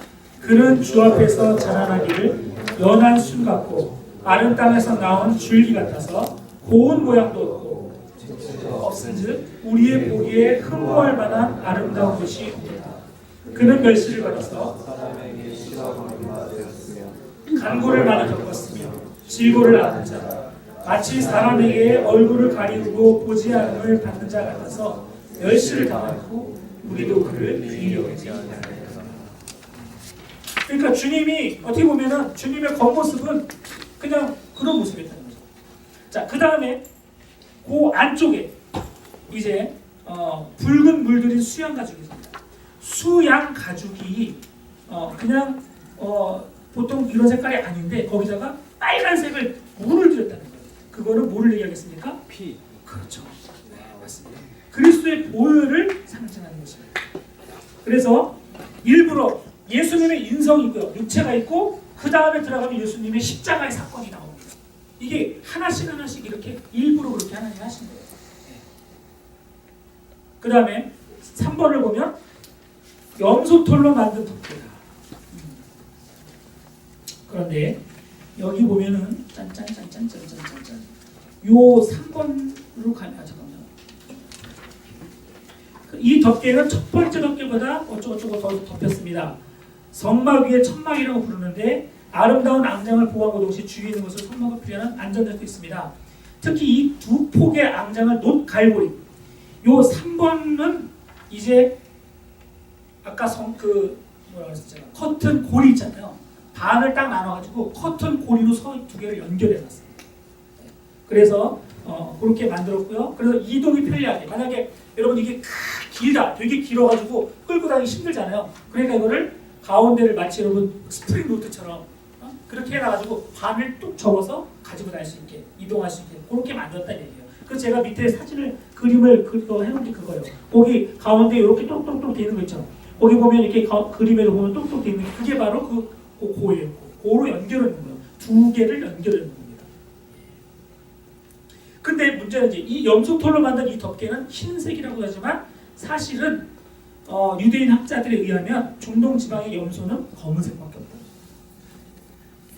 그래서 이 염소털이 어떻든 간에 이 털은 이 염소털로 짠 천은 투박하고 두꺼웠대요. 네. 그런데 중요한 거는 이 털로 아주 해놨기 때문에 뭐가 되겠습니까? 안이 찬 기운이나 따뜻한 기운 이게 온도가 일정하게끔 이렇게 만들어졌다는 거죠. 그래서 같은 온도를 유지할 수 있었고 밖의 온도가 높아도 혹은 밖의 온도가 아주 차도 안에는 일정한 온도가 유지되게끔 이 털로 그렇게 만들어졌다. 그러니까 어떻게 보면 제사장들이 거기서 일을 하는데, 그죠? 아까 다른 것들은 그런 게 아니란 말이에요. 그런데 요거는 아주 정말 좀 수양 가죽이라고 해봐야 털을 뜯어내고 그냥 가죽이기 때문에 이 스킨을 여러분 빨간 걸로 붙인 거예요. 그러니까 아까 세 번째도 별로 따뜻한 게 아니에요. 근데 요거는 아주 따뜻하게 해서 온도 조절을 잘 하게끔 만들었다는 겁니다. 그 다음에 그래서 이거는 우리의 죄를 담당하신 이 양이나 염소는 특히 구약 성경에서 양이나 염소는 우리의 죄를 담당하신 그리스도를 표현하고 있거든요. 그래서 이렇게 결국 이 덮개는 우리의 죄를 대속한 그리스도를 나타내면서 첫 번째 세마포 덮개를 덮으면서 그리스도 우리 주 안에 있는 완전한 의를 상징한다고 합니다. 마지막으로 네 번째, 우리가 이제 성소에 들어가면 제일 위로 보이는 것, 그게 이제 네 번째인데요. 그게 그룹을 수놓은 앙장입니다.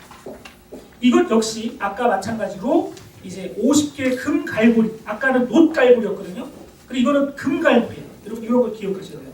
그러니까 밖에 있는 거는 놋으로 다 하지만 안으로 들어가면 성소 안에서는 딱 위에서 보면 다 금으로 되어 있거든요. 그래서 갈고리도 금으로 되어 있는 겁니다. 그래서 갈고리 50개를 이렇게 해가지고 만들었는데 결국 놋은 영적으로 심판을 상징하지만 금은 영광을 상징하는 것이죠. 밖에서는 심판이지만 안에 있으면 영광이 보이는 거예요. 하나님을 만나는 그 안에서는 오직 영광만 나타나는 거죠. 그래서 제가 지난번에 잠깐 말씀드렸는데 이 네 가지의 색깔, 이 네 가지의 색깔이 다 그런 의미를 담고 있습니다. 자색, 홍색, 백색, 청색, 왕권과 피와 의와 소망. 그래서 이렇게 각각이 의미를 담고 있고요. 이 네 가지 생물에 대한 이야기가 계시록 4장 7절로 11절로 똑같이 나옵니다. 이게 너무 길어서 읽지 않을게요. 그래서 별명이 있습니다. 마태복음은 사자의 복음이다. 마가복음은 송아지, 소의 복음이다. 누가복음은 사람의 얼굴, 요한복음은 독수리다. 이렇게 해서 각각의 그 천들이 의미하는 바들이 다릅니다. 오케이. 그 다음에 이제 성막 널판이 있습니다. 오늘 어디까지 갈 수 있을지 모르지만 오늘 반드시 등대까지 가야 합니다. 반드시 가야 합니다. 자, 성막 널판. 이 말씀은 우리가 넘어갈게요. 우리 다 읽어야 되는데 넘어가고요. 다음 페이지 한번 보십시오.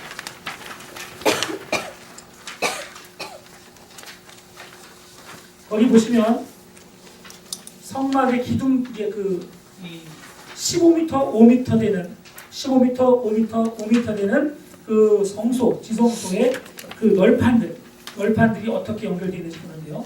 보니까 남편에는 금널판 20개, 북편도 금널판 20개, 서편에는 금널판 6개. 겹친 것 때문에 이렇게 돼 있다는 거죠. 제가 지금 어디 하는지 아시겠죠? 그리고 기둥들이 어떻게 되는지 보시고요. 그 다음에 널판들을 어떻게 연결했는지를 보시면 오른쪽 페이지입니다. 저기 지금 우리 제사장님이 서 있는데 이분이 키가 얼마나 되는지 대충 가능하시겠습니까? 왜냐하면 이 높이가 몇 미터라고 했어요? 5m. 5m니까 지금 이분의 키는 대략 아시겠죠?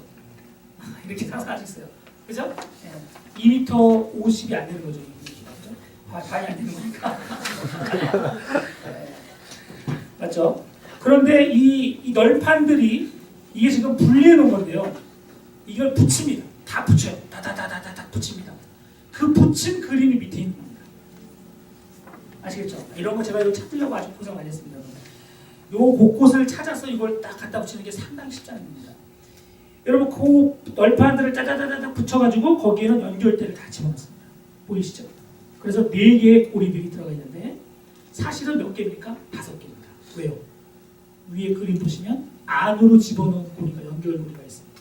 그렇죠? 그렇게 해서 5개의 연결 고리들이 널판들을 다 붙여놨습니다. 그래서 밖에서 볼 때에는 고리들이 보이지만 안에서 볼 때에는 부드러운 면만, 그죠? 고리가 없는 면만 딱 있기 때문에 그냥 마치 목욕탕에 와 있는 것 같은 느낌이 드는 거죠. 금으로 칠해진 목욕탕, 그죠? 그래서 성막 널판의 장은 10규빗이다. 그리고 길이요. 그리고 넓이는 75cm. 한 규빗 반이 되죠. 입니다.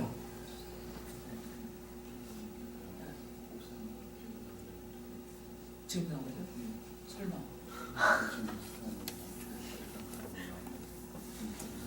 꺼야지. 그럴 리가 없는데. 일단은 쓰는 거라고는 말해놓을게요. 근데 아이 그거 그러네. 자 여러분 널판이 있는데 그 널판이 1규빗 반 75cm로 돼 있고 그 다음에 높이가 5m. 자 75m라고 해봐야 한 이 정도 되겠죠? 그죠? 요런 게 몇 개 있다고요? 20개. 20개. 그죠? 이쪽으로는 6개. 그죠? 이렇게 된다고 머릿속에 여러분 기억하시고. 오케이. 근데 희한한 건 뭐냐면요. 이 널판의 모든 숫자가 합치면 48개. 48개는 남자와 여자의 갈비뼈를 합친 숫자입니다. 그래서 어떤 학자들은 이 성소의 모양이 사람의 모양과 되게 비슷하다. 사람의 모양과 되게 비슷하다. 그렇게 해석하는 사람도 있습니다. 마치 갈비뼈가 육신의 생명이 있는 심장을 보호하듯이 성막의 널판들이 생명의 하나님 임재하시는 법궤를 보호하면서 이렇게 벽을 이루고 있다 하는 것입니다. 그리고 성막에 쓰이는 모든 기구들은 다 조각목, 아카시아 나무로 만들었고 그 겉을 이제 성소 같은 경우는 금으로 싼 거죠. 그래서 이 모습도 예수 그리스도의 인성과 그 금으로 쌌다는 것은 하나님 영광, 예수님의 영광을 나타내는 신성을 얘기합니다. 그런 것들을 같이 우리가 보여줄 수 있고요. 오케이. 금으로 입혀진 널판. 네, 이제 그런 얘기를 하는 걸 아시겠고 널판을 연결하는 가름대랑 띠 조금 전에 있고요. 또 널판을 지지하는 밑에 은받침이 있습니다. 은받침. 여러분 그 널판들 밑에 사진 여러분 16페이지 밑에 보면 은받침이 있습니다. 다리 같은 발바닥 같은 게 하나 있죠? 이게 은받침입니다. 그런데 여기 하나 또 중요한 게 있습니다. 페이지 18페이지에 해결됐습니까? 비밀번호가 뭔가요? 비밀번호. 그냥 전화놓고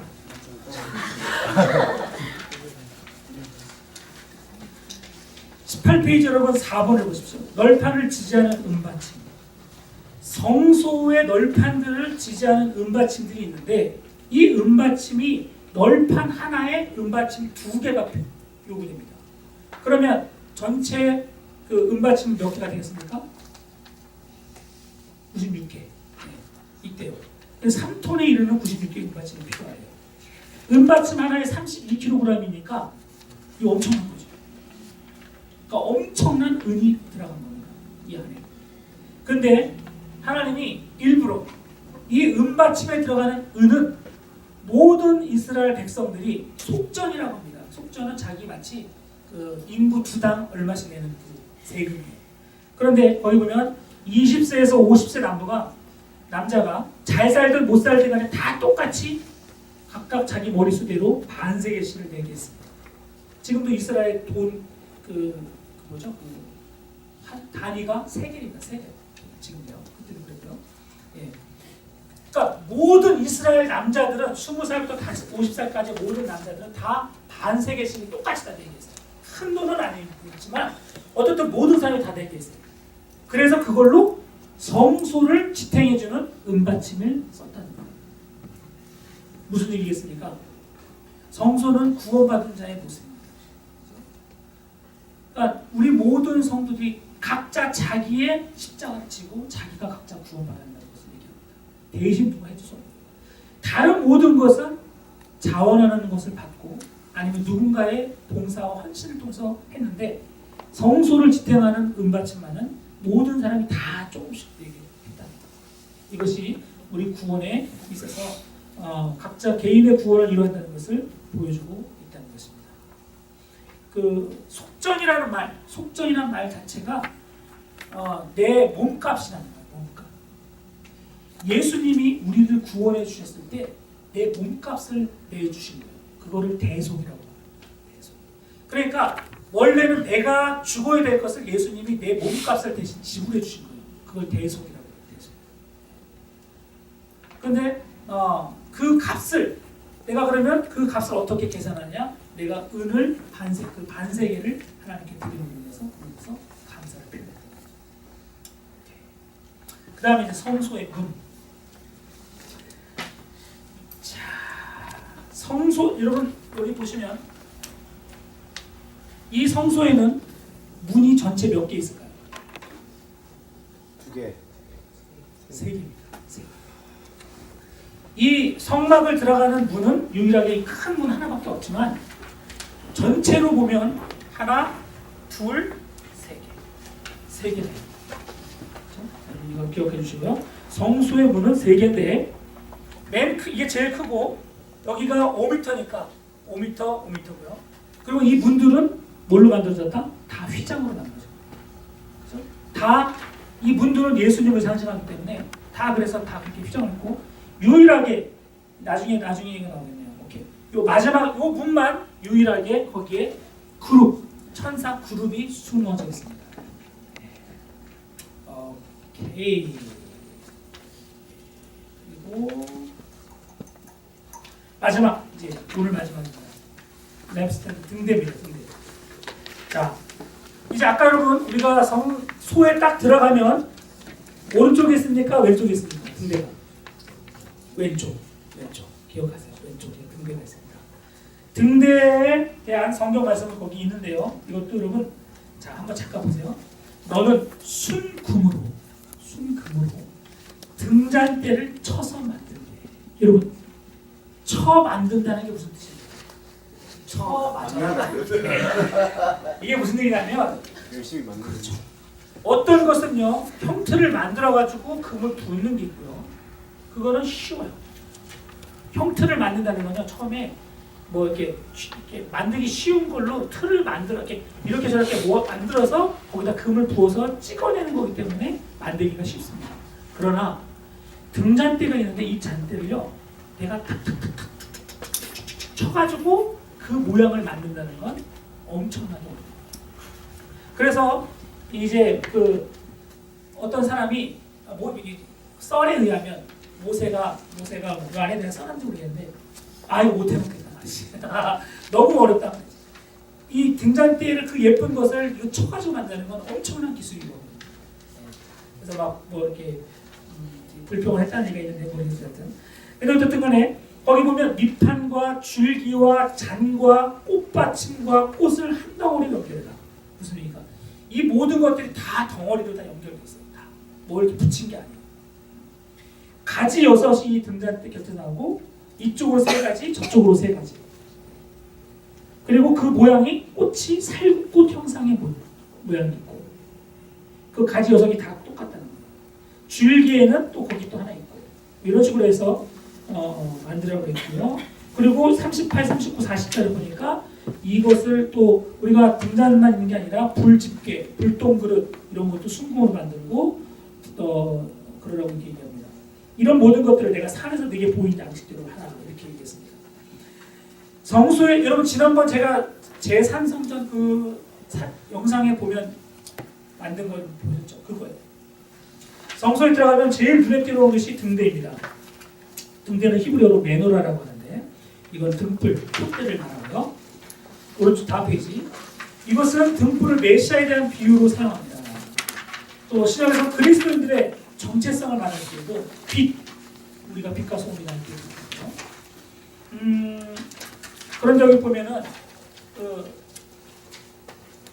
여기 보면 몇 달란트로 만들어져?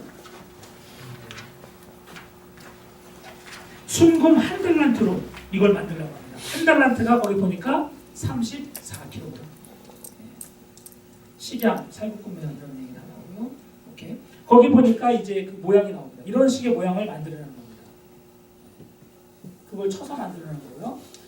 예, 그 다음에 오른쪽 21페이지 보니까 구약시대 인간이 하나님을 만나는 장소의 성막의 성수를 밝히는 유일한 빛이 바로 등대였습니다. 성수 안에 들어가면 빛이 없어요. 오직 이것만 하나 있는 겁니다. 여러분 밖에 있는 햇빛 못 들어옵니다. 덮개를 다 덮어놨어요. 깜깜합니다. 그런데 그 안에 들어가면 이 빛이 등대의 빛이 비추면서 사방이다 금으로 도금을 해놨기 때문에 뭐 상상하면 뭐 장난 아니겠죠. 다 막 번쩍번쩍하겠죠. 예, 그래서 등대만이 성소안을 환히 밝히는 유일한 빛의 근원입니다. 여기서 성소안을 밝히는 등대는 어두운 세상을 밝히는 예수 그리스도를 상징합니다. 우리의 빛 대신 주님, 또 예수의 빛을 비추는 우리의 교회를 상징하는 거고요. 다음 페이지. 또 내 영혼을 비추는 등불이 있거든요. 이 빛을, 이 불을 항상 켜놓으라고 얘기합니다. 또 성령이 거하는 전에 밝히는 등불이다. 이 빛에 대한 얘기, 등불에 대한 얘기는 성경이 많이 나오고 있습니다. 그럼 등대의 재료는 뭐냐? 정금, 순금입니다. 그것은 곧 우리의 삶 자체가 정결한 것을 말합니다. 결국 여러분 우리가 빛과 소금 역할을 한다고 할 때 우리의 삶이 깨끗할 때 우리의 삶이 빛을 비출 수 있는 겁니다. 그렇죠? 우리가 깨끗한 삶을 살 때, 세상 속에서 그런 삶을 살 때 우리의 삶이 다른 사람들에게 빛을 비출 수 있는 겁니다. 그리고 그것이 이제 조금 다른데 34억 원, 42 이렇게 달란트, 한 달란트로도 또 만들었다는 거예요. 쳐서 만들려고 했고요. 예, 아까 제가 그 얘기 썼고 이게 사실 또 이제 쳐서 만든다는 그 의미, 이게 왜 주님이 그 등을 쳐서 만들라고 했을까?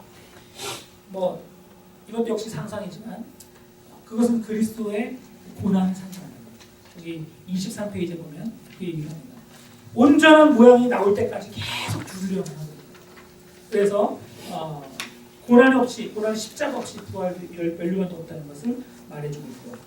네, 우리가 꿋꿋하게 시험과 연단을 견뎌야 하는 것에 대해서 이야기하고 있습니다. 그리고 성경에서 금으로 만들었다는 것은 변하지 않는다는 의미를 항상 갖고 있습니다. 변하지 않는 의미. 예. 오케이. 그리고 예, 뭐 여러 가지 있습니다. 오케이. 이건 다 여러분들이 좀 읽어보고요. 예. 나머지는 여러분들이 보시면 되겠습니다. 제가 요거를 이제 그 교재가 얼마큼 나왔죠? 그 교재 지금 나온 거 한번 좀 봐주실래요? 뒤에 좀 봐주세요. 그게 지금 복사가 잘 됐나 모르겠네. 이쁘게 됐는데. 네? 복사는 이쁘게 됐는데. 이쁘게 됐어요? 예. 한번 이게 얼마큼 나왔길래? 야, 이거 앞뒤로 된 거라서. 그리고 휘장, 그리고 안에 있는 언약궤, 그리고 언약궤 위에 있는 속죄소 해가지고 우리 성막이 끝나는 겁니다. 그 교재는 여러분 그냥 제가 말을 빨리 하니까 여러분 이해를 못할 수 있으니까 없어요. 네, 모자이면서 좀 여기도 끝났죠? 더 없죠, 그죠? 네, 나중에 그냥 오늘 못 받은 분들은 다음 주에 드릴게요. 그래서 그냥 여러분 갖고 오시고요. 예, 오늘 혹시 질문 있습니까? 혹시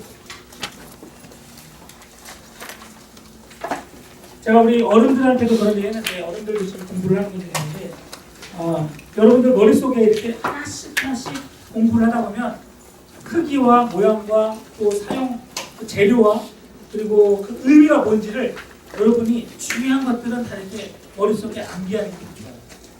그러면 무엇을 해도 여러분이 아주 정말 쉽게 이렇게 이해할 수 있고 성경을 읽을 때.